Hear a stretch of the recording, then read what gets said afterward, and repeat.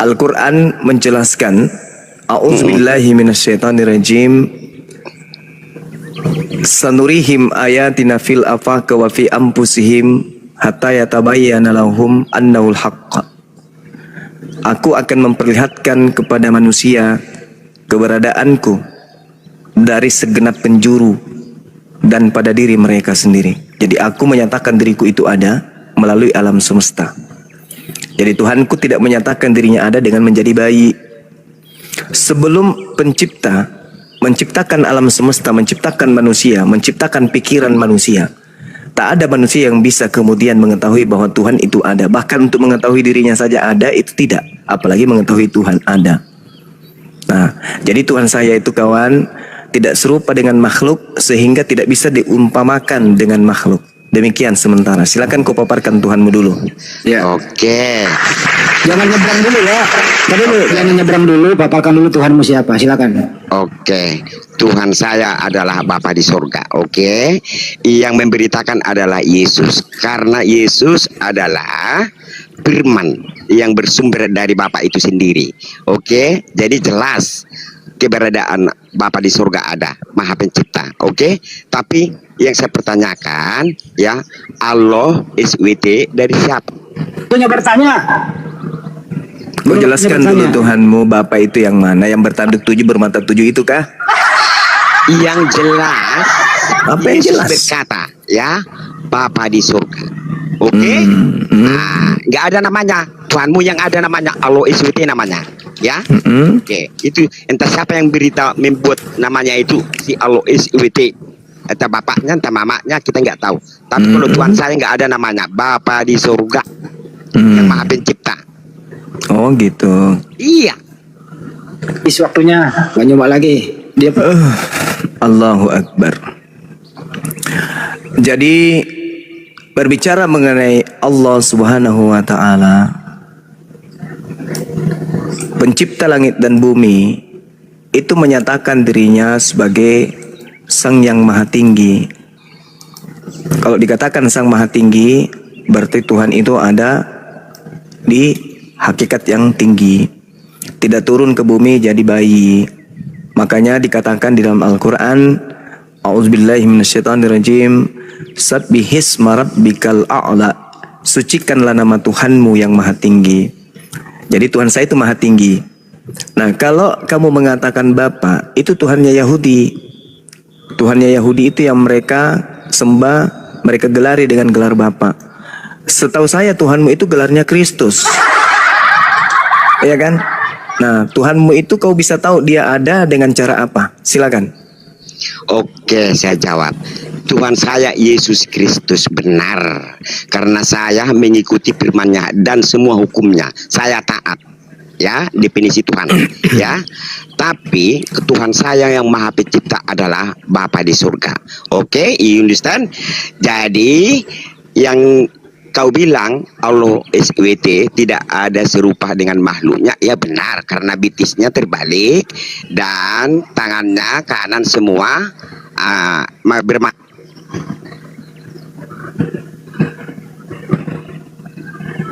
itu diakui dunia itu.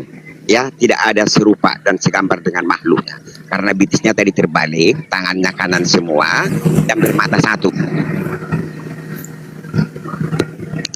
Jawab.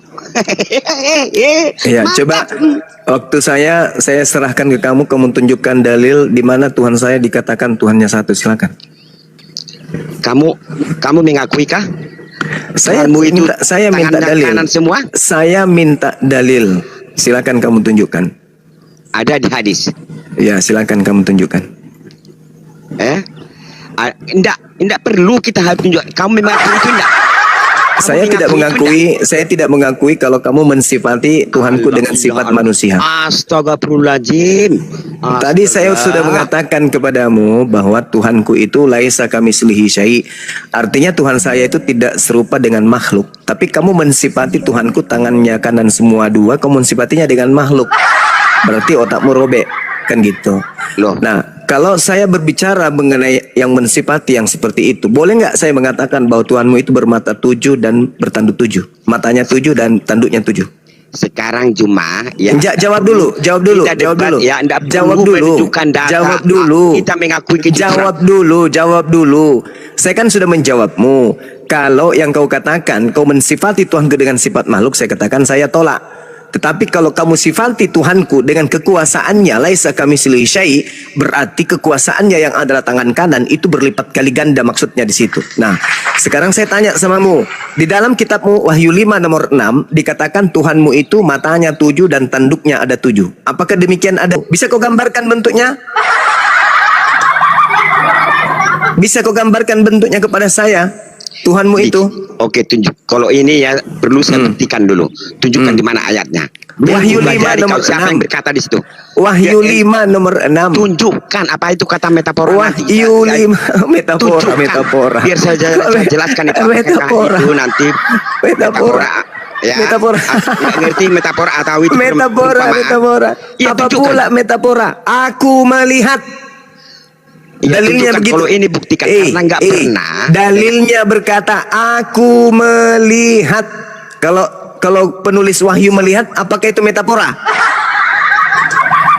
Hah? Dengarkan Juma. Karena Ya. tidak pernah Kristen mengatakan Ya memang seperti disembunyikan. itu. Di seluruh dunia. Memang disembunyikan. Saatnya lah Tadi, kamu belajar. Sekarang kamu belajar. Disembunyikan Tuhan kamu itu sosoknya seperti apa. Saya sudah bocorkan samamu, kan? Jelas bahwa di dalam Sekarang, kitabmu. Juma. Sabar, jangan sekarang. Oke, Kamu akui enggak? baca. Tuh. Maka aku melihat di tengah-tengah tahta dan keempat makhluk itu, dan di tengah-tengahnya tua-tua itu berdiri seekor anak domba, binatang juga Tuhan kau itu ya, seperti telah disembeli. Tuhan kau itu digerek, sudah binatang digerek lagi, bertanduk 7 dan bermata 7. Itulah ketujuh roh Theos yang diutus ke seluruh bumi. Tuh. Apa yang metafora di situ? Bukankah Tuhanmu itu roh? Mana Anda ngaku nggak Tuhan? Mana disebut di situ Bapa di surga? Mana disebut Tuhan? Jadi ini siapa ini? Tunjuk Ini siapa? Mana ada di situ? Jadi ini siapa? Jadi ini siapa yang dikatakan ini anak domba? Ini siapa anak domba ini? Lo anak domba itu termasuk Anda. Ya. Pekok. Mana Anda. anak domba yang disembeli ini siapa? Anak domba yang disembeli ini siapa? Sekarang tunjukkan di mana di situ di situ Bapa di surga. Dengar. Anak domba ini yang disembeli ini siapa? Kaku Anak mulut. Apa kaku? Kaku, Saya jawab. kaku. Tunjukkan Kaku mulut. dulu di situ mana tertulis Anak Bapa di domba surga. ini siapa? Kaku. Memang kau tunjukkan Kaku. dulu Tuhan saya kan mati cipta saya kan. Itu anak domba siapa? Mampus. Mana tertulis di situ Bapa di surga? Tunjukkan. Anak domba ini siapa? Anak domba ini siapa? Iya kau. Ya Anda. Malu dia. Katanya Anda itu anak ilmiah. domba itu. Katanya tadi ilmiah diskusinya. Kok larinya anak domba yang disembeli ke Bang Suma? Makanya kurangi onani kau. Sudah onani kau goreng pula itu airnya. Kau makan pakai nasi. Kurangi itu kebiasaan lama. Ya, turunin nggak ada ilmu. Kurangi Apa itu tadi kebiasaan nggak ada ilmu? itu. Kebiasaanmu yang dulu. Onani taruh di piring, habis itu kau goreng. Kurangi, jangan begitu lagi. Kebiasaan waktu SMA kau ulang-ulang lagi. Makanya otakmu begitu jadinya otakmu. Masa kau bilang saya ini adalah Yesus? Kau bilang juga saya ada roh Elohim. Gimana sih kau ini ilmiah katanya kemana-mana komal-komal lah. Pantasan. Turun dah. Iya. 1 Korintus 5:7. Anak domba Paskah kita telah disembeli yaitu Yesus Kristus. Itulah aku bilang ilmiah katanya, ilmiah. Belum lagi yang keluar api dari mulutnya. Matanya merah seperti nyala api. Rambutnya panjang putih mengkilap. Kakinya seperti kaki Median. Parah kali lah.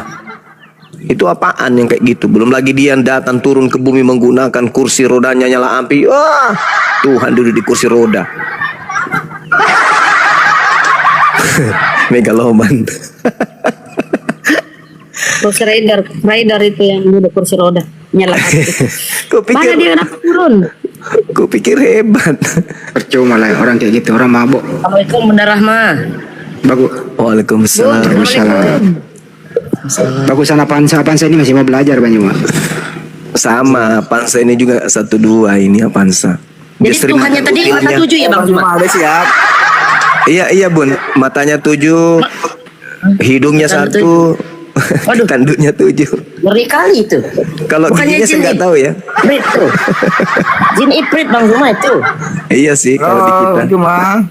Ya masih sering makan upilmu. Halo. Avanza masih sering makan upil? Enggak lagi? Tahu? Pernah. Loh, kata makmu kau masih sering katanya. Kalau kena flu itu nggak makan nasi sudah kau. Aku kata makmu aku nih. Tinggal beri roti katanya jelenya ingus kau. Katanya sih gitu. Masih sama kamu kan? masih kayak gitu sampai sekarang. Enggak lagi kan? Gitu. Enggak lagi kan? Kau masih kayak gitu. Lah kamu lah kan Paulus Kita ini mengajarkan sekarang segala mau sesuatu. diskusi atau mengejek orang atau gimana? Loh. Paulus yang mengatakan segala sesuatu halal. Kita mau diskusi atau mau gimana? Lah ini kan diskusi. Kamu pikir Tadi itu kan belum apa? selesai ceritanya. Yang pertama. Apa itu? Tadi Yesus datang dari surga, Allah dari ke bumi. Kan itu cerita tadi masuk Ya. itu. Iya. Nah, ketika Tuhanmu itu takut, si Yesus ini Tuhanmu takut, jasadnya yang takut atau rohnya juga ikut terlibat? Takut kenapa? Takut kepada malaikat. Sedangkan malaikat aja diperintahkannya. Saya tanya samamu, ketika Yesus takut kepada malaikat, apakah kemudian ikut juga rohnya atau jasadnya tok yang takut? Mana pernah Yesus takut sama malaikat? Alamak, dalil kitabmu itu banyak yang mengatakan Gimana? itu. Di dalam Makanya kitabmu kalau banyak. itu udah bisa masuk Kristen, dong ngerti Alkitab. Kenapa semua. bisa? Hah? Ya, kalau udah ngerti Alkitab. Lukas Tapi ngerti Lukas di 22 pertengahan, Lukas bukan dari awal 22 gitu loh. nomor 44. Iya benar ya. Apa? Lukas 22 nomor 44. Entah berkumpul. Yesus sangat ketakutan dan keringatnya seperti Lukas titik-titik 22 darah. nomor berapa tadi? 44. Ya 43 sampai 44. Rasai. Belum menjadi titik darah. Yesus ketakutan, keringatannya seperti titik darah. Bah, pertanyaan Mana dia saya. merasa ketakutan? Di mana? Enggak ada. Ia sangat ketakutan. Iya, ketakutan sama siapa? Dia Sama ketakutan, malaikat. pokoknya dia ketakutan. Saya tanya, ketika dia ketakutan, itu jasadnya aja atau ada keterlibatan rohnya? Yang saya bilang tadi pertama apa? Gimana? Yesus itu apa? Manusia atau gimana? Loh, mulai jurus Paulus, Kan udah saya bilang Yesus itu manusia. Jadi kalau manusia itu gimana? Ada rasa Ya. takut kan? Nah, yang takut ini jasadnya atau ada keterlibatan rohnya? Jasadnya manusianya. Pernah kau dengarkan berita telah terjadi kebakaran, 3 mayat melarikan diri? Pernah? Nah, saya dengar mayat bisa misalnya. Iya makanya, bisa tidak mayat itu takut? Mayat gimana nih ceritanya mayat? Ya orang katanya Yesus kok mayat? Iya, aku tanya dulu samamu, bisa tidak mayat itu takut? Tidak. Nah, mayat itu nanti bisa takut kalau ada roh di dalam tubuhnya, betul? Roh dia itu roh Allah loh, enggak ada. Terus kenapa dia takut? Dia itu manusia. Tanya tadi roh Allah. Bang Juma dengar, dia sebagai manusia wajar dia ketakutan butuh makan. Yang dikatakan butuh manusia takut. itu jasadnya saja kah? Jasadnya, Rohnya manusianya. tidak? Rohnya tidak. Oh, jadi kalau Yesus itu dikatakan manusia, jasadnya tok saja. Yesus itu manusia, rohnya itu roh Allah. Dia bersama-sama dengan Yesus. Jadi Selamanya Yesus dia ini bersama tidak Yesus. punya roh. Dia roh itu roh Allah, rohnya itu roh Allah. Bagus. Bisa tidak jasadnya Yesus takut tanpa roh? Makanya saya bilang mereka itu satu Esa Allah. Robe Esa otak kau kan. satu. Bisa tidak jasadnya Yesus takut tanpa ada roh di dalam dirinya? Gimana? Gimana? Nah, Bisa tidak Yesus takut tanpa ada roh di dalam tubuhnya? bisa, dia kan manusia. Gimana sih Bang Juma nih? Hei, Bolak-balik Hei. ditanya. Hah? bisa tidak jasadnya Yesus takut tanpa ada rohnya? Yesus itu manusia atau bukan? Saya tanya dulu. Astagfirullahaladzim, ya Allah ya Karim. Kacau Kau- gimana? Kau Ditanya kebanyakan apa makan, gimana? Dia kebanyakan dijelaskan makan ditanya babi, lagi. kebanyakan makan upil. Ya gini otakmu nggak berfungsi. Terserahmu. Menurut Bisa tidak jasadnya Yesus itu takut kalau sudah tidak ada roh di dalam dirinya? dia tidak pernah ditinggalkan Allah. Mereka itu satu. Berarti Allah juga ikut takut. Dia sebagai manusia bakal takut. Gimana? Rohnya juga ikut takut. Yesus itu nggak, Allah itu tidak pernah takut dengan siapapun. Kenapa Yesus takut kalau begitu? Dia sebagai manusia, dia kan ada pikirannya gitu loh. Gimana? Ada nggak pikiran bagi Yesus tanpa ada roh? Maksudnya gimana? Ada pikiran tanpa roh? Hmm. Pikiran dia itu kan manusia, otomatis dia kalau Bisa dia nggak dia berpikir ketakutan, tanpa roh? Dengar dulu lah saya ngomong. Belum saya Bisa nggak dia berpikir tanpa roh? Bisa. Mati orang ini. Ya kan ada pemikirannya loh. Roh itu ya roh. Bisa nggak dia Gimana sih? berpikir tanpa roh? Bisa. Aduh, udahlah ampun saya, ampun. Ampun saya, angkat Gimana tangan nih? saya. Angkat tangan saya bang, silakan kamu diskusi dengan Tai Ayam, silakan. Roh itu ya Allah. Yesus itu manusia ya ada pemikirannya gitu. Gimana gini? Teman-teman Oten yang mau diskusi silakan naik ke atas ya. Kita diskusi lagi. Siapa semua? Jangan dinaikin udah.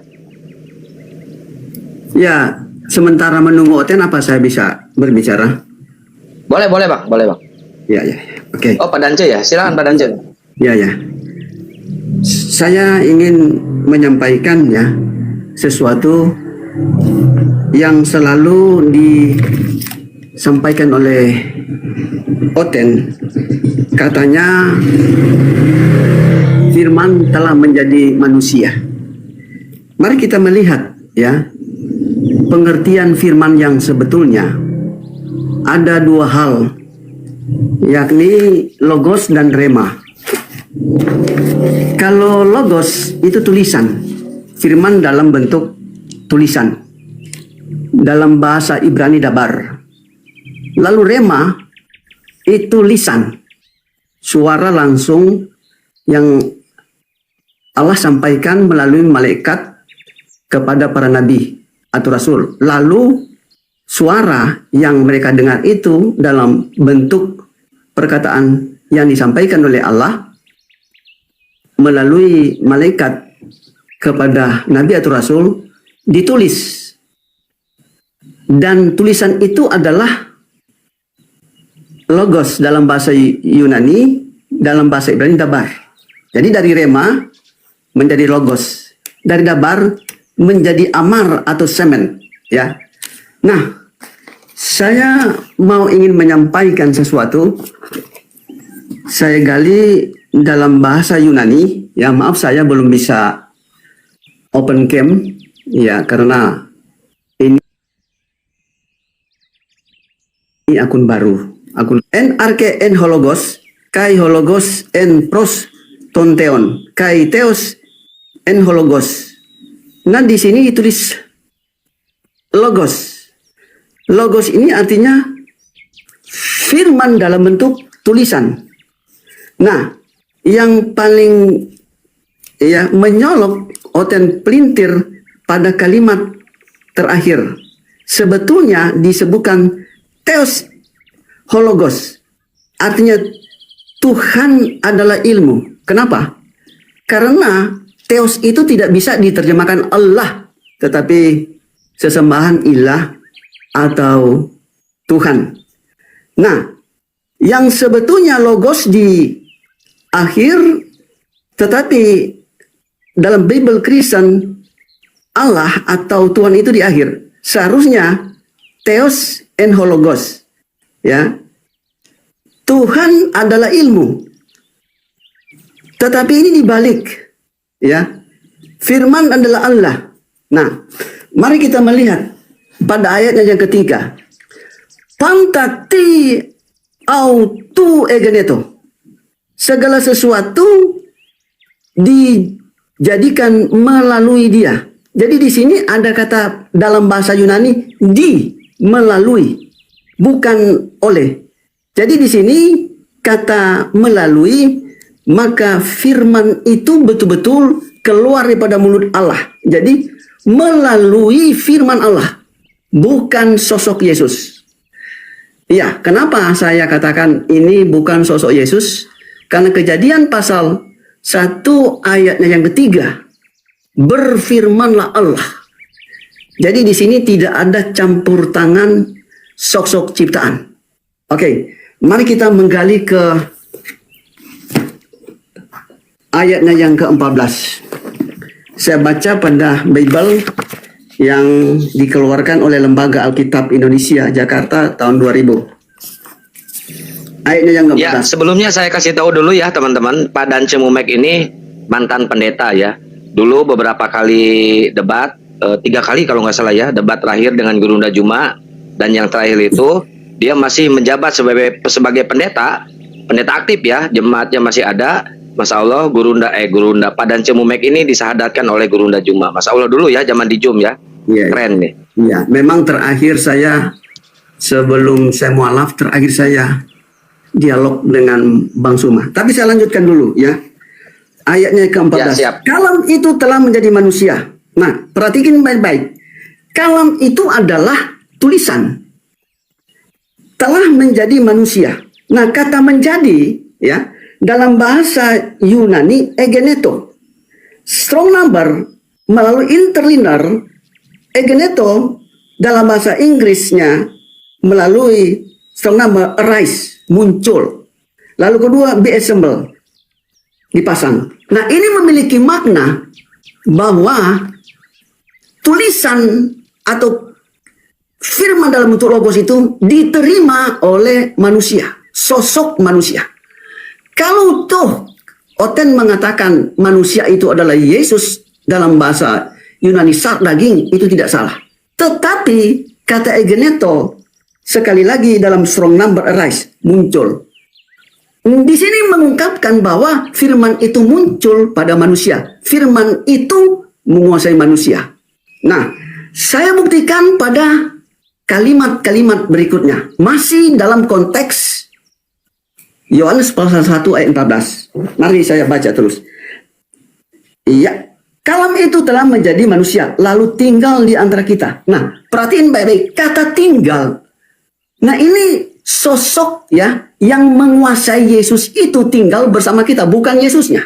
Siapa yang menguasai Yesus itu? Si pembawa firman itu sendiri. Saya kaitkan dengan Lukas pasal 4 ayat 1. Yesus penuh dengan Roh Kudus. Ketika Yesus penuh dengan Roh Kudus, dia layak menerima firman. Ada 2 hal dia dapat menerima firman. Dia langsung mendengar dari Bapa. Kedua, Yesus memiliki jiwa yang terdiri dari akal, kehendak, kemauan, emosi, perasaan. Itu yang dikuasai oleh Roh Kudus atau dipenuhi oleh Roh Kudus. Sehingga Yesus bernubuat, sebelum Abraham ada, aku telah ada. Jadi keberadaan di sini, sebelum Abraham ada, aku telah ada, bukan sosok Yesusnya, tetapi yang menguasai Yesus, yang berbicara atas nama Allah, yaitu Roh Kudus. Ya, nanti saya buktikan bahwa Roh Kudus itulah malaikat dalam Bible Yohanes pasal 1 ini. Terakhir, oke, saya akan buktikan bahwa Yesus menerima firman, bukan firman dari manusia. Kita baca selanjutnya, ya. Lalu tinggal di antara kita. Ini masih ayat 14 ya.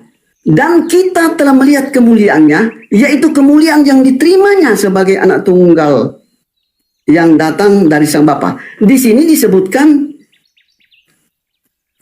kita telah melihat kemuliaannya, yaitu kemuliaan yang diterimanya. Apa kemuliaan yang diterimanya? Yakni firman, logos, tulisan, bukan menjadi daging.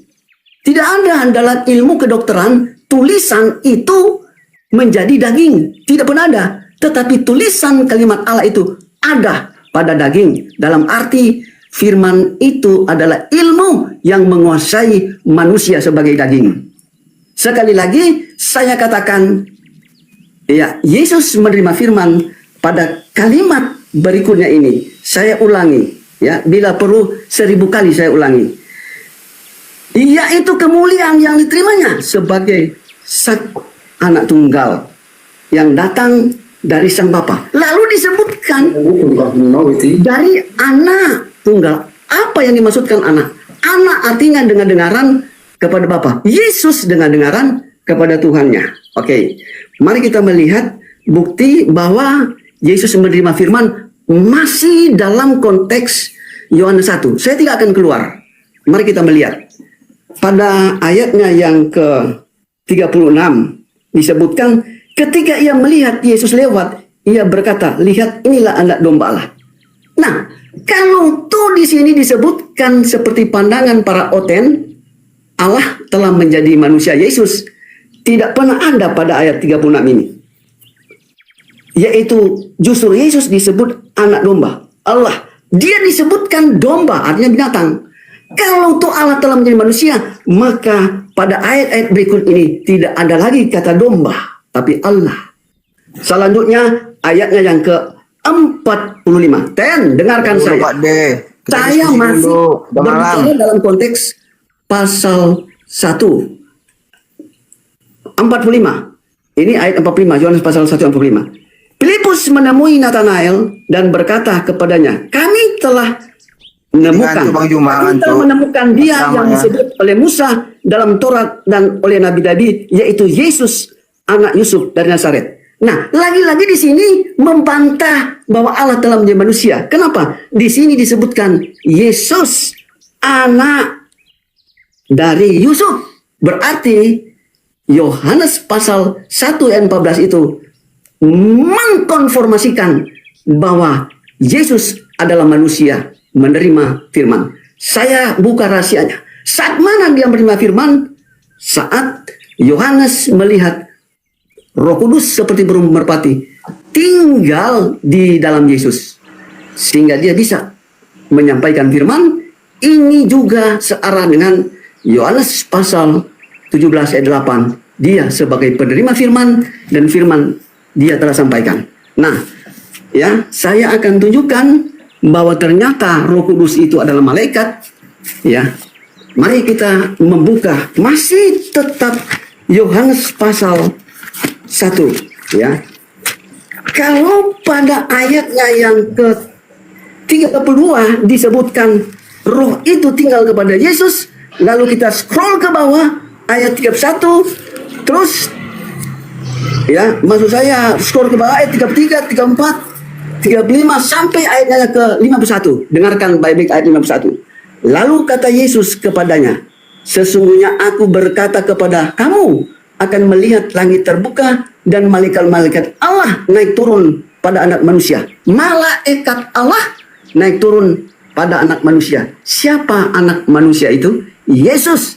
Ternyata Yesus mengkonfirmasikan kepada Yohanes bahwa yang naik turun kepada anak manusia itu adalah malaikat.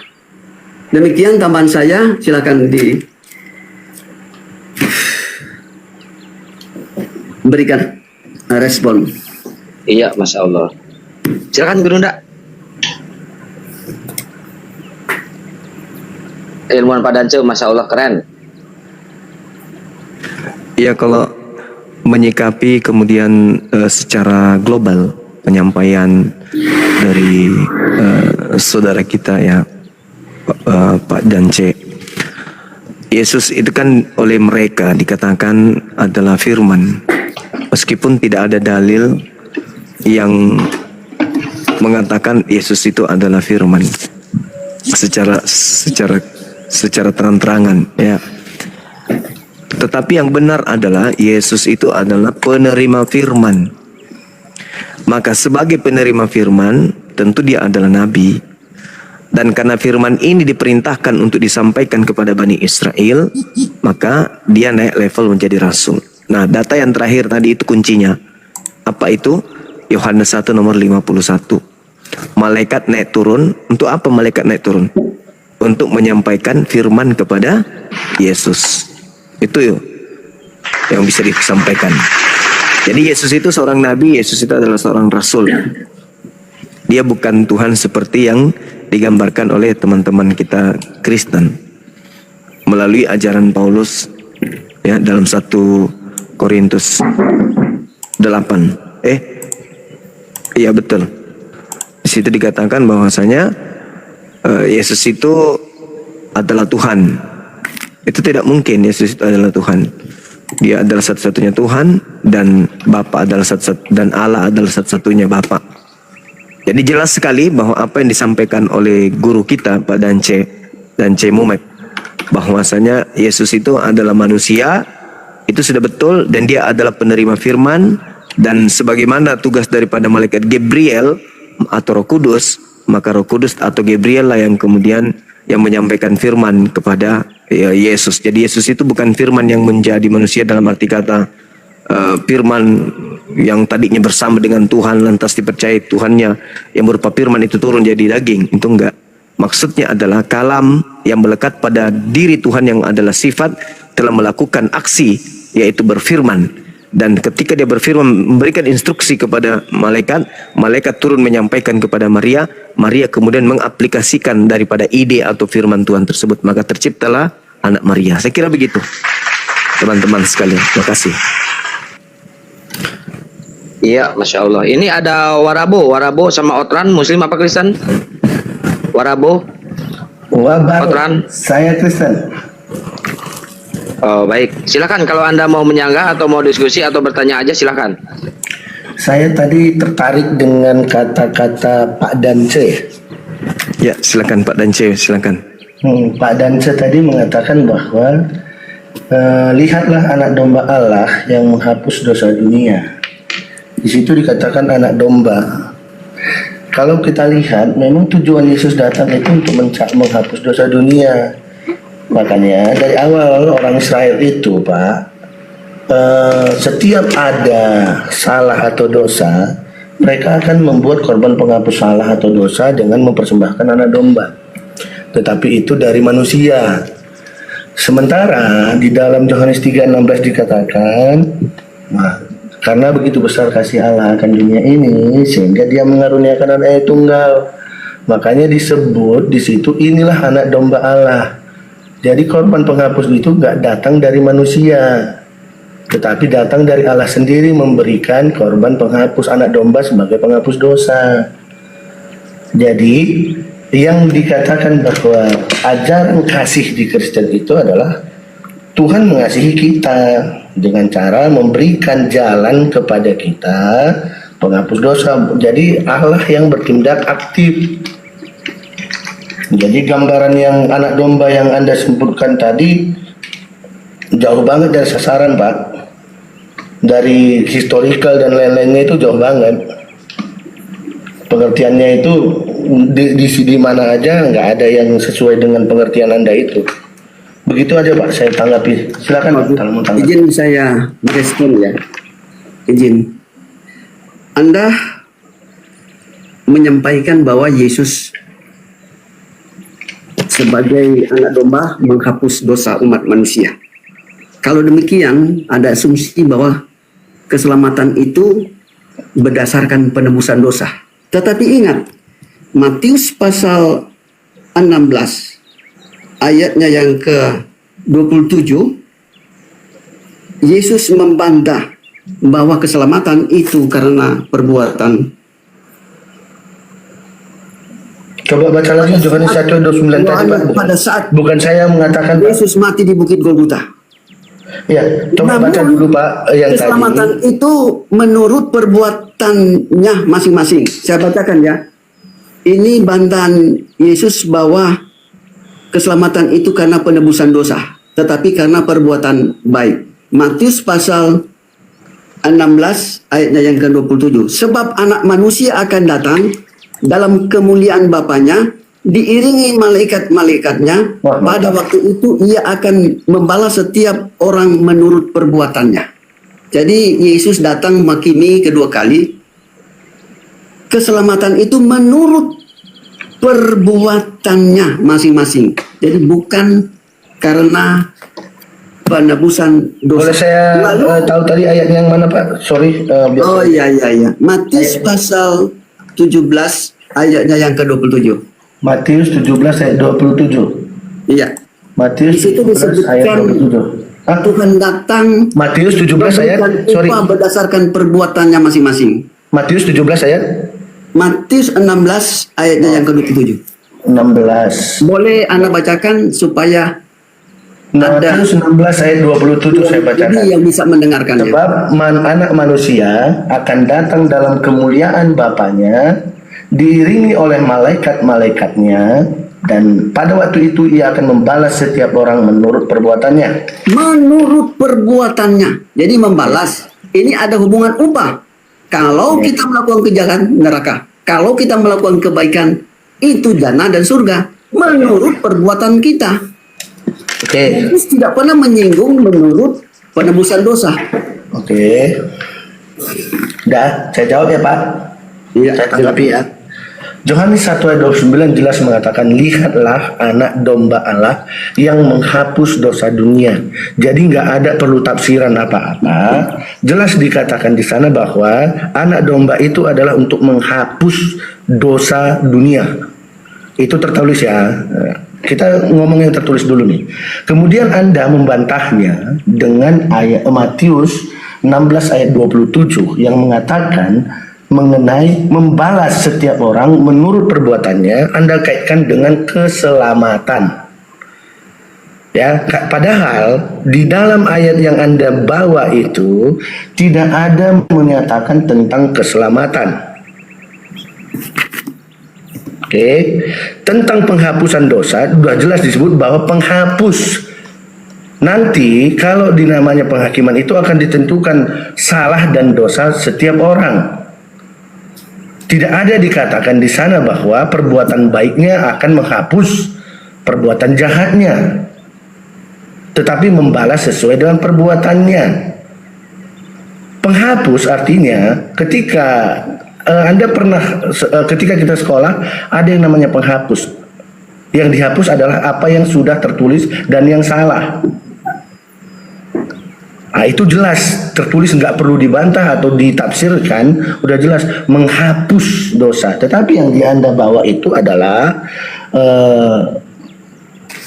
membalas setiap orang dengan sesuai dengan perbuatan yang nggak ada di situ keselamatan, nggak ada di situ dosa. Oke Pak, saya tanggapi ya. Sebentar, ada dua hal. Satu hal, yang kedua, Anda tadi mengatakan bahwa Bentar Pak Pendeta, satu-satu aja Pak Pendeta biar enak diskusinya, biar nggak lupa. Enggak, masih satu poin, masih poin yang sama Pak, di ayat yang sama Pak, supaya nanti nyambung dengan apa yang disebutkan oleh Pak Dance, karena sangat berhubungan dengan yang Pak Dance sebutkan tadi. Nggak lama kok Pak, nggak nyampe setengah menit. Jadi yang kedua adalah dikatakan bahwa anak manusia tadi datang, ayat 27 tadi, anak manusia diiringi oleh malaikat-malaikatnya. Jadi di sini disebutkan dengan jelas bahwa anak manusia itu memiliki malaikatnya, artinya malaikat yang dimiliki oleh anak manusia itu. Jadi kalau Anda mengatakan ada manusia yang memiliki malaikat sendiri, saya mungkin Anda perlu menjelaskan kepada saya lebih lanjut kenapa manusia ini punya malaikat sendiri Pak, atau nabi atau apapun dia. Silakan Pak. Itu dengan sesuai dengan yang Anda jelaskan tadi di awalnya mengenai Yohanes 1 ayat 51 tadi. Oke, silakan Pak. Saya akan mengulangi lagi ya ungkapan Anda bahwa Yohanes pasal 1 ayat 36 itu menghapus dosa umat manusia. Dunia Pak. Dunia. Dosa dunia. Mari kita Itu yang disebutkan di sana. Membaca selanjutnya. Saya membaca ulang. Ketika ia melihat Yesus lewat, ia berkata, lihatlah, inilah anak domba Allah. Ya. Kalau saya hanya baca pada ayat 36 ini, tidak pernah ada di sini ya Yesus menghapus dosa dunia. Tetapi cuma disebutkan, lihatlah ini anak domba Allah. Ya.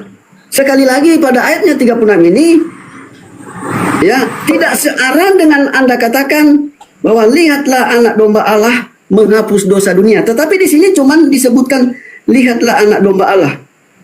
Tidak ada kata menghapus dosa dunia. Lalu selanjutnya 29 Pak, Anda baca. Coba saya baca ayat ke berapa?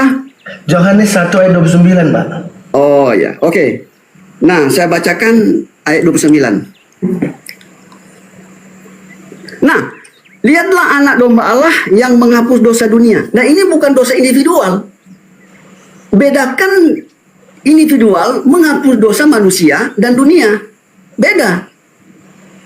ini memiliki pengertian yang dalam bahwa dunia itu diterima oleh Allah melalui para nabi. Jadi di sini tidak individual, ya, tidak merujuk kepada seseorang. Nah, kita kembali kepada Matius pasal 16 ayat 27. Anda katakan ini tidak ada hubungan dengan keselamatan. Ingat baik-baik, sebab anak manusia akan datang dalam kemuliaannya. Jadi ini berbicara second coming. Jadi ini ada hubungan dengan penghakiman. Nah, berdasarkan di sini disebutkan bahwa akan ada upah, ya, berdasarkan perbuatannya. Jadi ini terlepas dari penebusan dosa. Upah, jika kita memiliki pandangan yang baik, perbuatan baik, maka tentu surga. Nah, mari kita melihat ya, Wahyu pasal 20 ayatnya yang ke 12 bagian B. Dan orang mati dihakimi menurut perbuatan mereka. Jadi lagi-lagi di sini menurut perbuatan mereka. Kalau menurut perbuatan ini terpisah dengan penebusan itu sendiri. Nah, lalu pada Yesekiel pasal 18 ayatnya yang ke-20, orang yang berbuat dosa itu yang harus mati.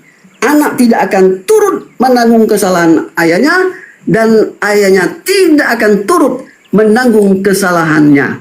Orang benar akan menerima berkat kebenarannya, dan kefasikan orang fasik akan tertanggung atasnya.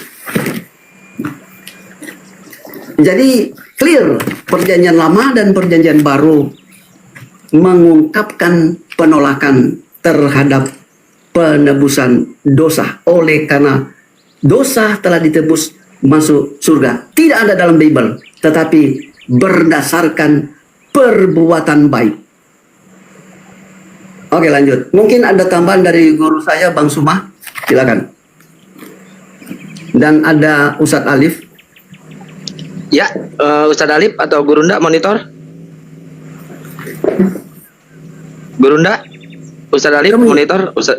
Enggak, Ustadz Alif kayaknya udah istirahat. Iya. Gurunda. Iya, yang mesti dipelajari oleh saudara Kristen di sini adalah bahwa narasi yang dibangun di dalam catatan pengantar atau karangan pribadi dari penulis Yohanes ini itu bukanlah satu yang bersumber dari lisan Yesus dan dituliskan bukan sesamaan dengan Yesus.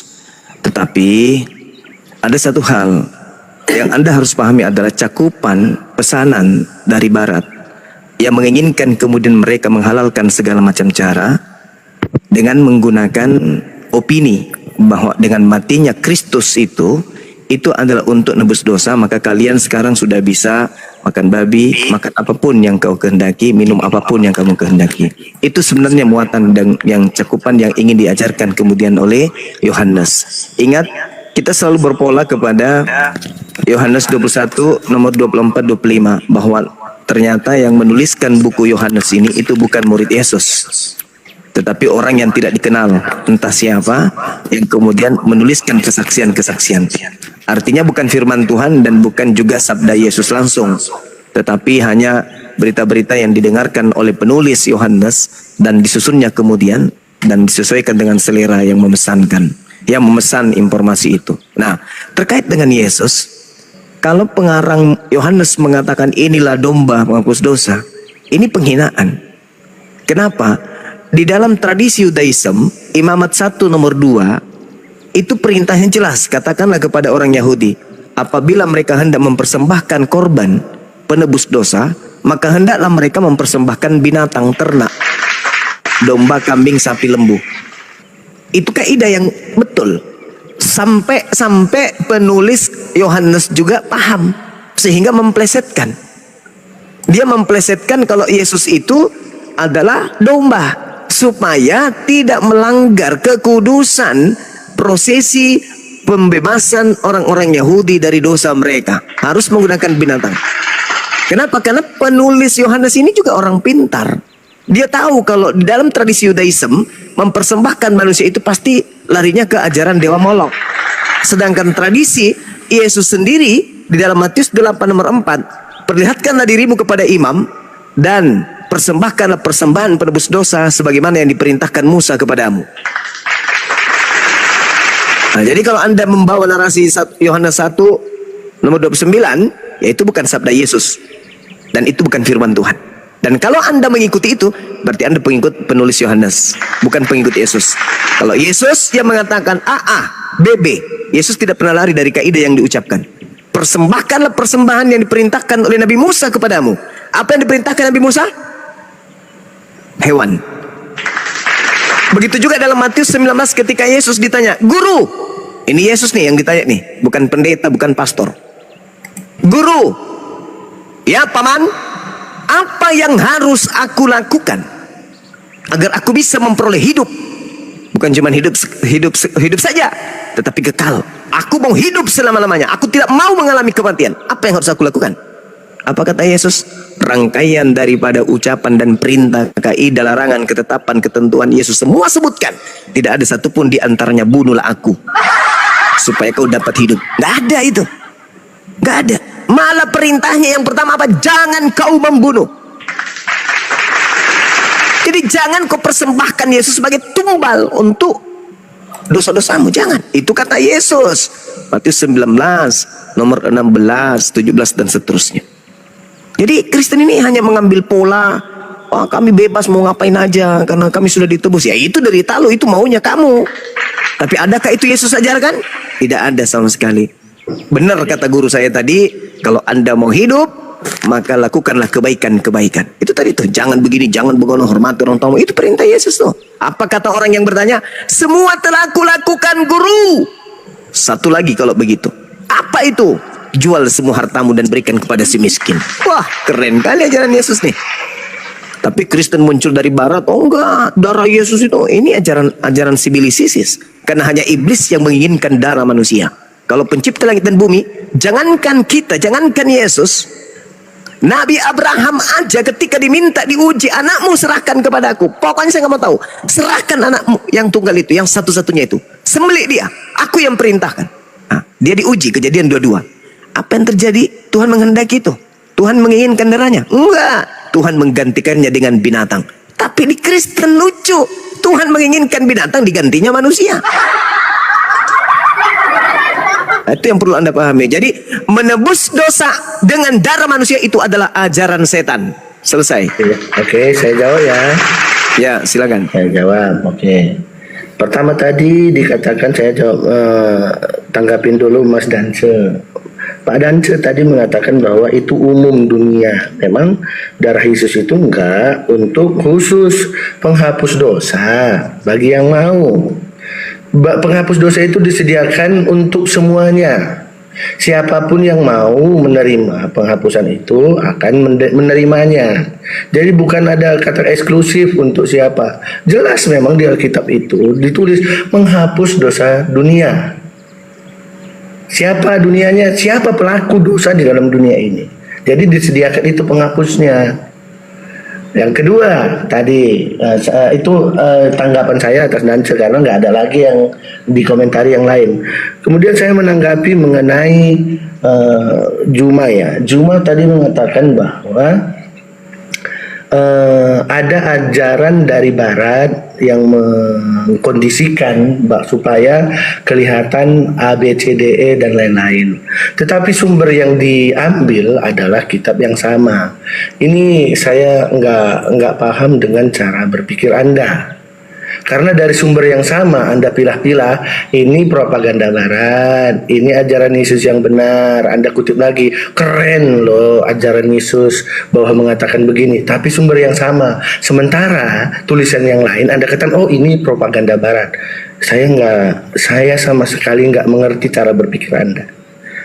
Mungkin saya ajarkan kalau begitu. Sebentar. Nanti Anda lagi yang jawab ya. Saya ajarin kalau gitu. Kusuapin kalau gitu. Karena orang yang orang awam aja ngelihat ini apa sih gitu ya. Tak ajarin kalau gitu. Apa Tak sih ajarin. gitu. Kedua, Usuapin. bentar. Belum selesai. Ya, sabar. Nggak lama kok kalau saya menanggapi. Yang kedua, Anda mengatakan bahwa Yesus, konfirmasi dari Yesus sendiri tidak mengatakan bahwa ada penebusan, bahwa itu dewa Molok dan lain-lain, bahwa persembahan korban manusia. Di dalam Matius 20 ayat 28 jelas dikatakan, sama seperti anak manusia datang bukan untuk dilayani, melainkan untuk melayani dan memberikan nyawanya bagi menjadi tebusan bagi banyak orang. Kalau Anda mengatakan yang tadi itu berarti Anda memang kurang referensi. Nah, kalau kurang referensi, dengan kurang referensi Anda mengatakan, oh ini ajaran, apalagi Anda menuduh tadi ini propaganda barat dan lain-lain. Ya,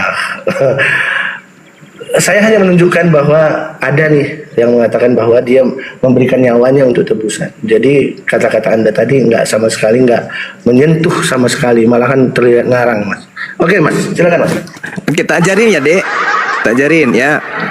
Saya mengatakan bahwa Kristen mempersembahkan darah Yesus itu untuk iblis. Kenapa? Karena tidak ada Tuhannya Yahudi minta darah manusia. Catat itu dulu.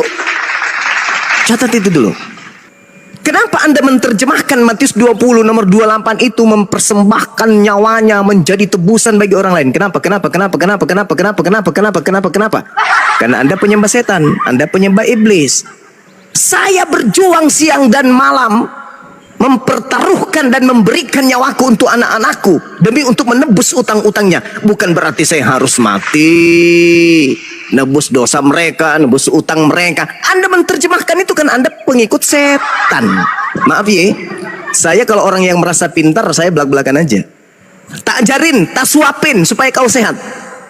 Di dalam kitabnya orang Yahudi, Yesus tadi udah kubilang kan, kuperintahkan kepadamu, perlihatkan dirimu kepada imam, persembahkanlah persembahan yang diperintahkan oleh Nabi Musa kepadamu. Ada Nabi Musa memerintahkan makan darah manusia, minum darah manusia, makan daging? Ada? Nggak ada, Cahayu. Itu ajaran dari barat. Yesus yang mengatakan, lakukan apa yang diperintahkan oleh Nabi Musa. Ya lakukan, katanya percaya Yesus. Siapa yang percaya kepada Yesus akan memperoleh hidup. Yang tidak percaya mati dalam dosanya. Percaya nggak ente kepada Yesus? Percaya. Ya sudah, persembahkan yang dipersembahkan Nabi Musa. Jangan kau persembahkan yang diminta oleh dewa Molok, Cahayu. Gitu cara belajarnya. Kemudian nih, tak suapin dalil. Di dalam kitabnya orang Yahudi, Imamat 18 nomor 21, janganlah kau serahkan seorang anak manusia dan untuk mempersembahkannya kepada Molok, supaya jangan engkau melanggar kekudusan nama Tuhan Elohimmu. Paham di situ ya, Dek?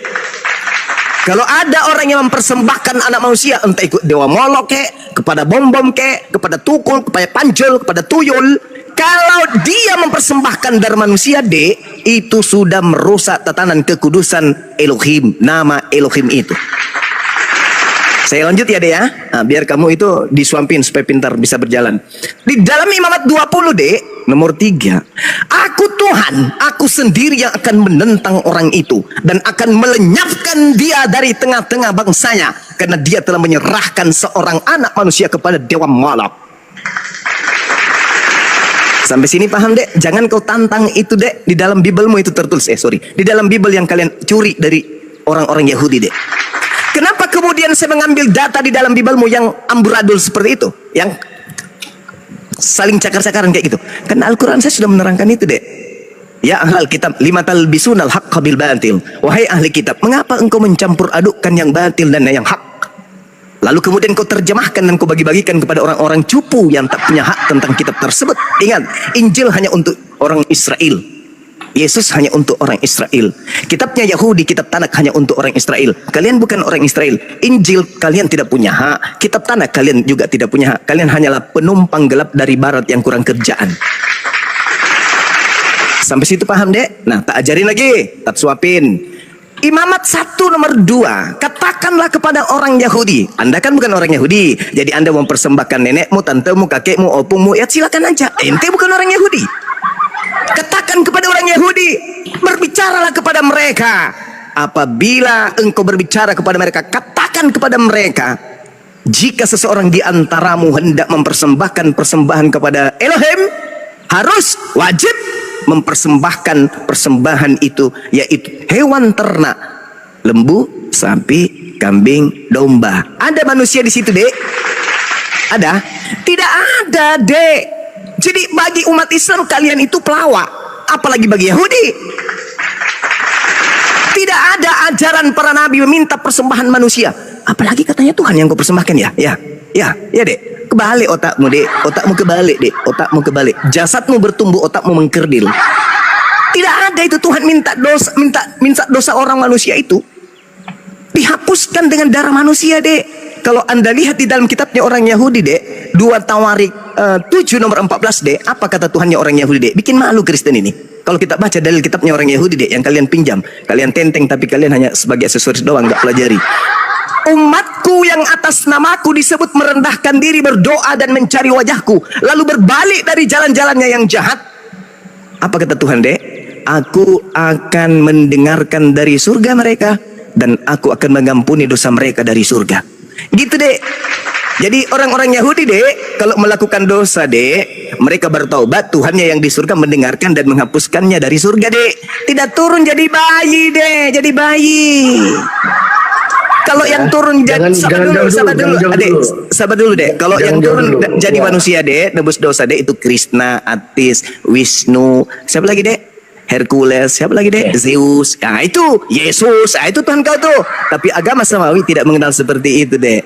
Paham sampai sini, Dek? Nah, kalau nggak paham nanti kusuapin lagi ya. Nah, silakan. Enggak jawab ya. Enggak jawab. Asal jawab aja tapi santai. Kita sekali pun berdasarkan apa yang tertulis dan bukan berdasarkan asumsi dan pengertian yang seperti tadi, jauh ngawur dari apa yang ada. Ya, saya jawab. Pertama tadi, kekonyolan yang Juma sebutkan dari kata-kata sampai dia berteriak mengatakan mempersembahkan manusia, mempersembahkan Tuhanmu, mempersembahkan apa? Bukan kami yang mempersembahkan. Dari tadi ayatnya sendiri sudah jelas. Makanya baca dengan tenang, mikir dengan jelas. Lihatlah anak domba Allah. Jadi bukan manusia yang mempersembahkan Tuhannya. Anak domba itu dari mana? Dari Allah. Udah jelas. Jadi teriakan Anda tadi terlihat konyol banget. Bukan kami yang memberi persembahan, Yesus kami persembahkan, bukan. Karena begitu besar kasih Allah akan dunia ini sehingga Ia memberikan. Jelas ya, Pak? Syukran, Bunda. Jadi dari awal pelaksananya itu siapa? Bukan kami. Jadi dari awal Anda mengatakan kitab Yahudi dan lain-lain, Anda nggak bisa mengerti bacaan. Akibatnya seperti ini. Anda salah jalan, Dek. Dek Juma. Anda salah jalan, Dek Juma. Jualan obat. Jelas ya, Dek Juma, baca nanti. Siapa yang memberi anak domba siapa, Dek Juma? Iya, nanti saya baca. Anak terus aja leluconmu, leluconmu. Jadi, kalau Anda mengatakan bahwa kami yang memberi persembahan, Anda nol besar. 2 kali udah ada jawaban Anda. Kerasnya aja yang ada, tapi nggak menyinggung sama sekali, bahkan ngawur dan tidak bisa baca yang tertulis. Silakan Anda komentari. Oke, ya. Buka mulutnya, Dek. Buka mulut biar kusuapin baik-baik ya, Dek ya. Saya tadi minta pernyataan saya. Diam dulu, Dek. Dek, ambil tisu, lap pipisnya dulu. Nah, gitu. Jangan diminum pipisnya. Pipis jangan diminum. Turun. Tuh. Udah. Ya, gitu, duduk yang cantik. Ya. Dengarkan ayah, Dek. Iya, Dek. Dengarkan ayah. Dek, ayah. Pak Pendeta diam dulu, Pak Pendeta. Ya, dengarkan ya, Dek ya. Dengarkan. Yang Adek baca itu Yohanes 1:29 itu kan? Itu firman Tuhan, Dek? Hah? Itu sabda Yesus, Dek? Bukan, Dek, bukan. Itu karangan penulis buku Yohanes, Dek. Itu bukan sabda Yesus, adekku. Apalagi firman Tuhan, Dek. Nah, makanya kalau cebo itu yang bersih, ya, bersih supaya otak itu bisa berpikir dengan baik. tadi ayah mengatakan samamu, Dek, itu bukan firman Tuhan tuh. Jadi kalau kau ikuti itu dan mengatakan Yesus itu domba, binatang, berarti kamu itu pengikut pengarang Yohanes, Dek. Katanya inilah anakku yang kukasihi, kepadanya aku berkenan. Kok larinya ke Yohanes, Dek, pengarang Yohanes, Dek? Bukan ke Yesus. Yesusnya mengatakan persembahkanlah persembahan yang diperintahkan oleh Nabi Musa, Dek.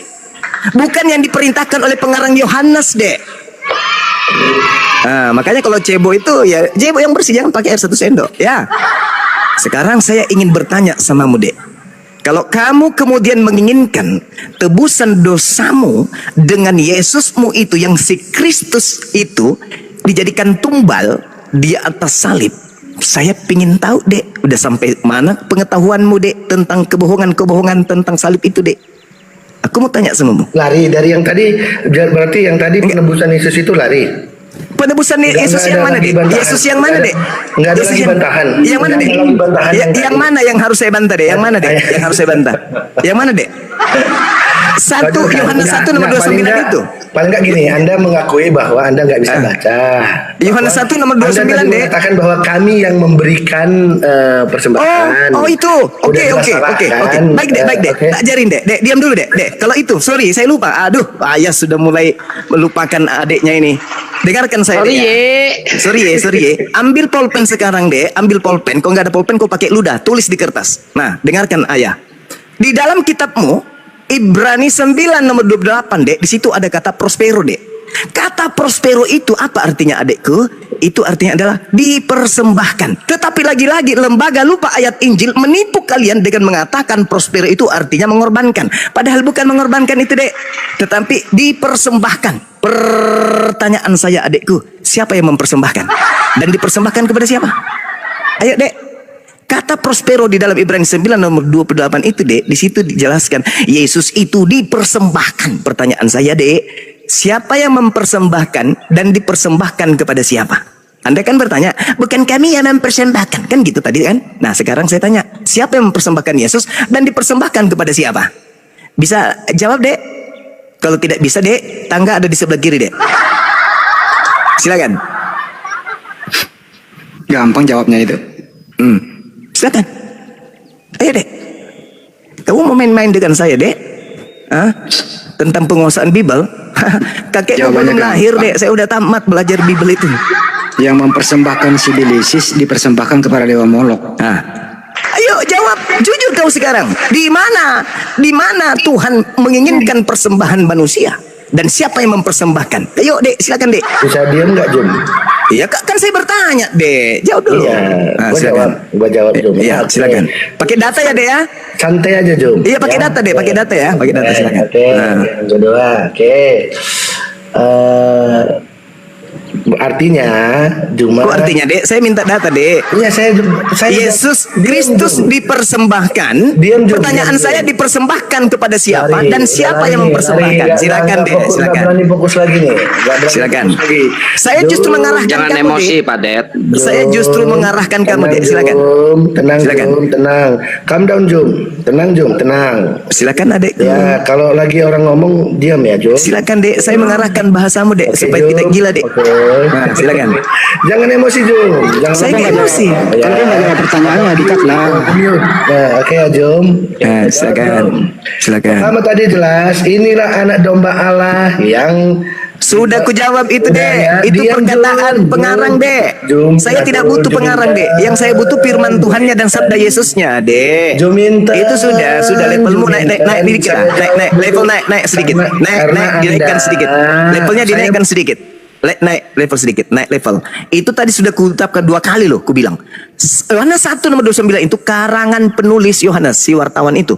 Bukan firman Tuhan dan bukan sabda Yesus, adikku. Yang saya minta firman Tuhannya dan sabda Yesusnya. Oke, nah sekarang Anda tidak akan mungkin menemukan data itu, adikku. Nah sekarang saya minta aja, kan Anda sombong tadi tuh mengatakan tidak ngerti Bible tuh. Jadi saya jelaskan Ibrani 9 nomor 28 ada kata prospero, dipersembahkan. Pertanyaan saya, Dek, siapa yang mempersembahkan dan dipersembahkan kepada siapa daging dan darah Yesus itu, Dek? Silakan. Itu lu jawab langsung, nggak usah pakai pengantar, langsung. Prostero, ayo Prostero. Ayo Juminten, jawab ngomong dulu. Biar lu puas dulu Juminten. La la la Nggak jawab dia, nggak bisa jawab. Nah, kalau gitu memang perempuan lagi haid memang harus digituin. Oke ya? Coba jawab. Silakan. Konyolnya Anda, saya tetap mengatakan Anda konyol. Anda mengatakan kitab karangan Yohanes. Tidak menjawab, Dikat. Tidak menjawab. Tidak menjawab, Kitab Dikat. karangan Yohanes. Tidak menjawab, Dikat.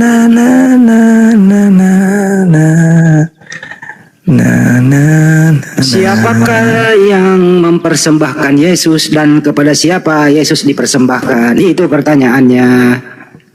Prostero. Pendeta kok gini banget. Sorry nggak ada jemaatnya. Saya mengulangi pertanyaannya Bang Juma biar Bang Juma nggak capek. Siapakah yang mempersembahkan daging dan darah Yesus dan kepada siapakah dipersembahkan? Silakan. Betul ya Bang Juma ya? Saya yang ulang-ulang biar Bang Juma nggak Iya, capek. Paman. Woi, buka mic-mu.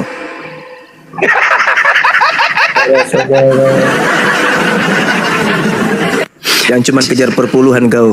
Moderator. Diulang lagi Udah, pertanyaannya, diulang sampai giginya rontok. Siapakah yang mempersembahkan daging dan darah Yesus dan kepada siapakah dipersembahkan? Oh, Persembahan. Terus siapa yang Persembahan. Aduh, Juminten. Kepada siapa dipersembahkan dan siapa yang pula yang mempersembahkan? Dagelan nggak ada ilmu. Turun apa dia?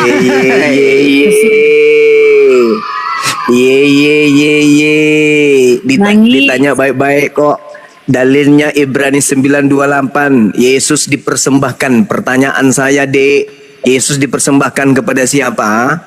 Dan siapa yang mempersembahkan? Jawab dong. Persembahan. Juminten, lu nggak bisa sholat kalau kayak gitu karena Allah lu nanti Dijawab. sholat. Kami nggak butuh ocehan. Kami butuh jawaban persembahan itu. Siapa yang mempersembahkan tumbal berupa manusia dan siapa yang menerima tumbal manusia? Jawab dong, Dek. Ayo. Ayo dong.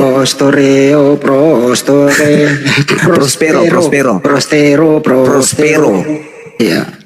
Prospero dalam bahasa Prostero. Yunani. Iya, prostero Artinya mempersembahkan.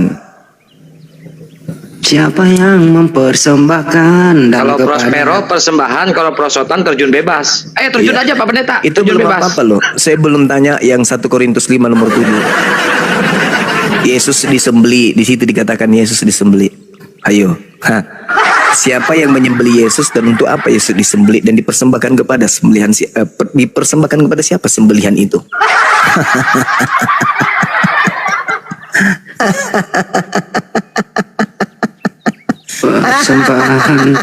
persembahan. Mungkin dipersembahkan ke si Anu, Gurunda. Si Anu kayaknya nih. Akulah Kristus yang kamu sembah.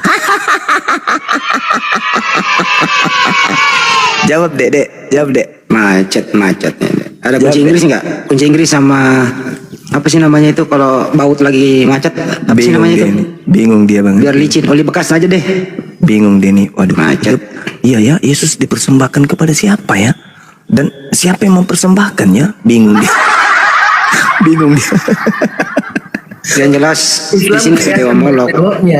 Seperti ini. Bingung dia. Iya, Dari awal Curhat dia.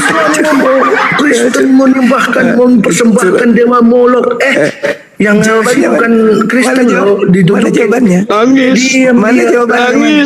Prosperos ditembahkan kepada siapa? Udah jelas dari tadi. Mana Itu jawabannya? anak domba Allah. Mana jawabannya? Dari Allah. Yang mempersembahkan Dari siapa? Allah. Terus dia katakan Yang ini mempersembahkan siapa dan dipersembahkan kepada siapa? Ayo. Woi. Penyembah Kristus. Woi. Woi.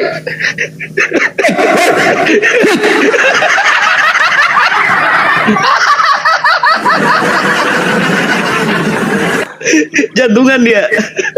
Kalau saya malu, saya kabur saya kalau Sebenarnya begini udah malu malu saya. ya. Jangan diturunkan Jangan sampai diturunkan. dia Malu dia kabur, malu. Biarkan dia merasakan pahitnya berarti.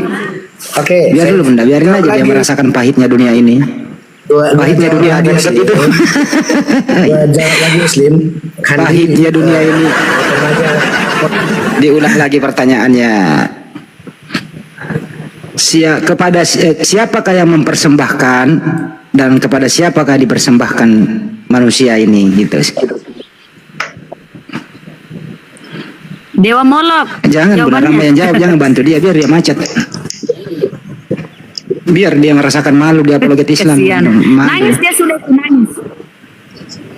Ya, Pahit nangis dia kasihan ya. Ya Allah. Dia memang pahit deh, pahit. Akang, beliau ini pendeta.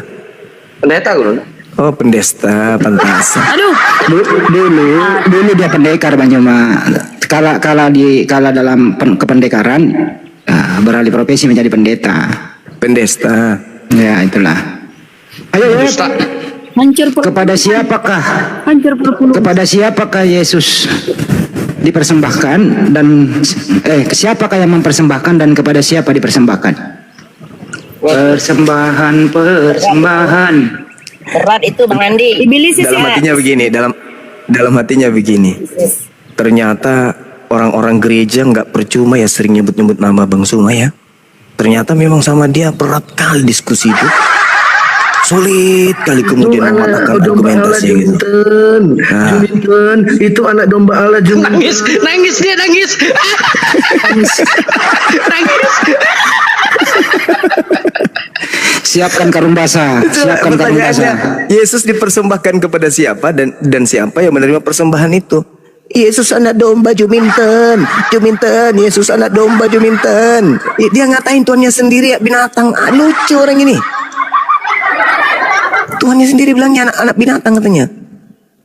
Padahal pertanyaan kita sederhana loh. Kepada siapa Yesus itu dipersembahkan? Dan siapa yang menerima persembahan darah yang dipersembahkan oleh yang mempersembahkan itu siapa? Harus dong. Kan dia dipersembahkan. Berarti ada yang mempersembahkan. Ada yang menerima persembahan itu. Siapa? Siapa yang mempersembahkan darah manusia? Dan siapa yang menerima darah manusia? Dibuka mute-nya Pak Pendeta, dibuka. Wahai pendesta. Kelasnya kayak Jangan di-mute, jangan di-mute, biarin, jangan di-mute. moderator anak babi ya. Nah, jawab. Nah, kan, Yang mute anak mulutnya babi kan. ya. Mulai mulutnya. Kalau yang Biarin, jangan di-mute. yang mute anak babi Nah, ya. coba teman-teman Pokoknya semuanya yang nanti ada di sini, saya kan bertanya, muncul kita kata diam ya. moderator mute, Yesus ya. dipersembahkan kepada siapa dan siapa yang mempersembahkannya? Jangan di mute, buka mute-nya. Silakan Anda jawab, kami kasih waktu Anda 10 menit. Moderator Silakan. mute, berarti moderator anak babi. Jangan Kita di-mute, diam ya. biarin. Ya, Kalau silakan ada 10 menit. yang mute, berarti Allah itu bajingan. Kurang ajar sih ya. Pancing biarin aja nggak apa-apa. Memang itu Kalau mulutnya Anda Kristen. katakan, Memang kalau begitu Anda mulutnya. mute lagi, berarti Anda yang mengatakan itu ya, bukan saya.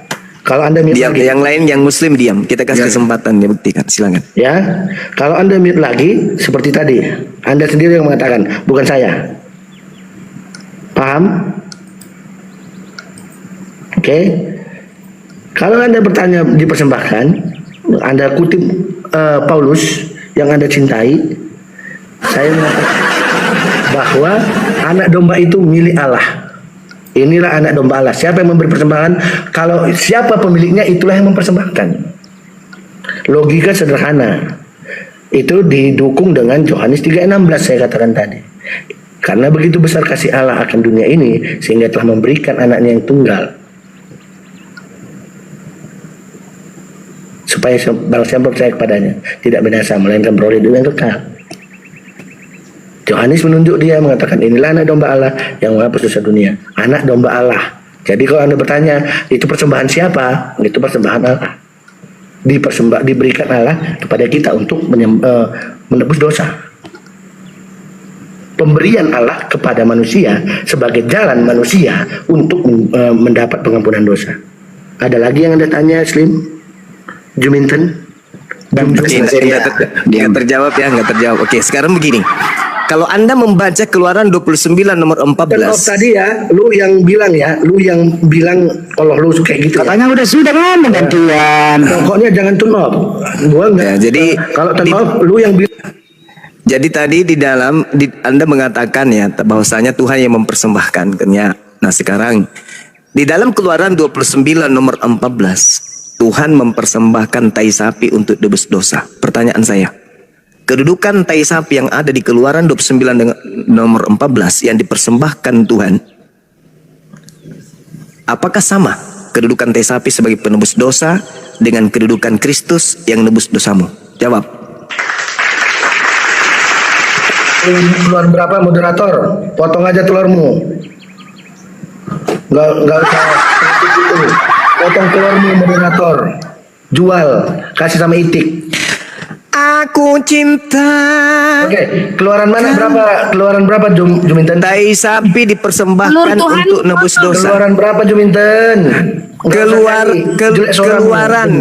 Keluaran kitabnya Yahudi Keluaran diajarkan berapa, Juminten? mereka untuk mempersembahkan Keluaran tai berapa, sapi. Juminten? Ya, masa kau nggak tahu sih? Masa kau nggak tahu? Goblok Keluaran banget. berapa? Nggak usah nangis Masa gitu. kau nggak tahu? Nggak usah nangis gitu Juminten. Masa kau nggak tahu? Pendeta belum kata keluaran berapa tai sapi. Mana keluarannya biar gue bacain.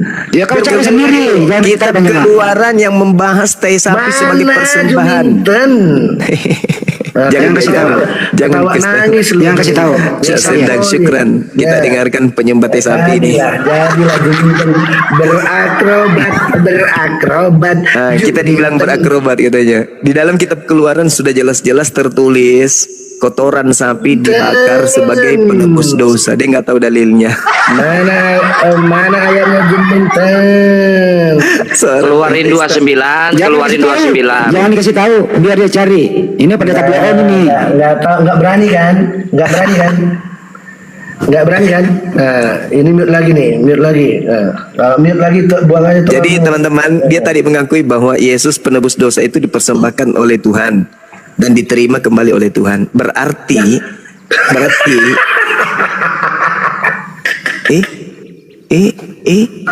lucu dia. Apa Jum? Lu ngomong apa Jum? Kamu mengatakan bahwa Yesus itu adalah domba yang dipersembahkan oleh Tuhan. Tuhan yang mempersembahkan kan? Terus sambungan tadi. Terus yang menerima persembahan itu siapa? Tuhan itu sendiri kan? Lalu siapa yang menerima persembahan? Diberikan tadi, udah diberikan anaknya yang tunggal untuk dia yang mempersembahkan. Dia mempersembahkan anaknya. Untuk siapa anaknya dipersembahkan? Untuk siapa? Ayo. Belajar bahasa Jum. Iya, untuk siapa anaknya Belajar bahasa Jum. Untuk siapa? Gua dong. Tepuk Untuk tangan. manusia dong. Dengarkan teman-teman. Ternyata Kristen ini adalah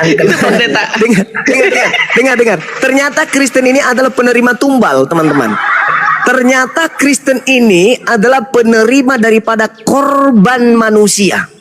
Wow. Wow.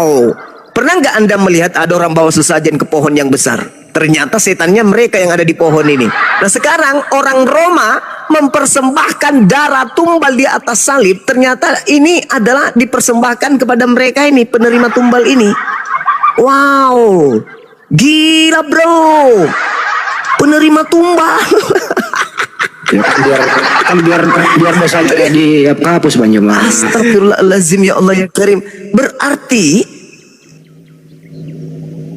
Yesus itu korban yang ditumbalkan untuk dipersembahkan kepada kalian Kristen. Wow.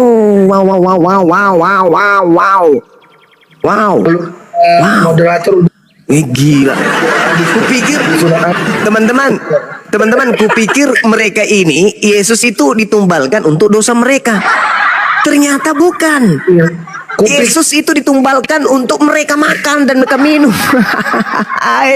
Parah. Sekarang di Keluaran 29 itu, ketika Tuhan memerintahkan mempersembahkan tai sapi, pertanyaan saya, tai sapi itu dipersembahkan kepada siapa? Mana ayatnya? Moderator, makmum. Hai, menderita dia di sini, menderita dia di sini. Nggak tahu datanya. Menderita dia Moderator, di sini. maklum pelacur. Kok pendeta kayak gini? Mulutnya pendeta kayak gini. Di tab layar, Maklum woi. pelacur. Kalau lu tenang lagi maklum pelacur. Tab layar goyang. Ya. Kalau lu mute lagi Emosi maklum dia, pelacur. emosi. Di Keluaran itu tai sapi dipersembahkan sebagai korban penebus dosa. Pertanyaan saya, Oke. yang menerima persembahan tai sapi siapa? Mana ayatnya? Iya, bom. Nggak berani kan? Siksa dia jangan kasih tahu Bang Juma, siksa dia. Iya. Oh, mau kosong. Oke, gua jawab ya. Iya, Dari silakan. yang Anda katakan tadi. Gua Apa itu jawabannya? jawab pakai ayat. Ya. Oke, jangan di mute. Ya. Oke. Ya. Yang maknya pelacur jangan mute moderator, oke? Mulutmu anak babi. Anak babi, Yang mulutmu. maknya pelacur, Pelihara mulutmu anak babi, anak asuh. maknya pelacur. Jaga mulutmu anak babi. Bunyi kau Layak pasal saya juga ya? Biarin Udah nggak lah. layak, udah berbahaya, Salim. Udah berbahaya nanti. Udah. Yang Masa anak pendeta babi nggak itu tahu dia. keluaran Bang Juma, masa pendeta nggak tahu keluaran 29:14? Yang ada di atas itu cuma bagian perpuluhan aja. Coba ya. Keluaran 29 nomor 14. Orang Yahudi diminta mempersembahkan tai sapi untuk dibakar. Pertanyaannya, persembahan ini diberikan kepada siapa? Menurut teman-teman yang ada di sini, persembahan ini diberikan kepada siapa? Kepada orang Yahudi lah. Bukannya kepada Tuhan ya? Siblisisis. Oh Tuhan. Oh, Mereka Ya, boleh juga melakukan sih berbagai arah pengorbanan. ke situ. Iya, Boleh. mempersembahkan kurban kepada siapa? Siblisisis. Kepada Tuhan. Tuhannya. Keluaran 29 nomor 14, mereka diminta untuk mempersembahkan kurban kepada Tuhan. Imamat 1 nomor 2, katakanlah kepada orang Yahudi apabila mereka ingin mempersembahkan kurban kepada Tuhan, hendaklah dengan mempersembahkan hewan ternak, domba, kambing, sapi. Dengar enggak jawaban dia tadi? Yesus dipersembahkan kepada siapa? Ya kepada kamilah Kristen. Coba. Mereka merasa Tuhan. Orang kalau mempersembahkan ayam ke sungai, kepada siapa dipersembahkan itu? Penghuni sungai. Orang mempersembahkan sesajen ke pohon, persembahkan kepada siapa? Muni pohon. Pohon. Orang Yesus dipersembahkan kepada siapa kata dia? Kristen. Kepada dirinya, kepada Kristen. Berarti mereka ini adalah penerima tunggal. Mereka ini setan semua.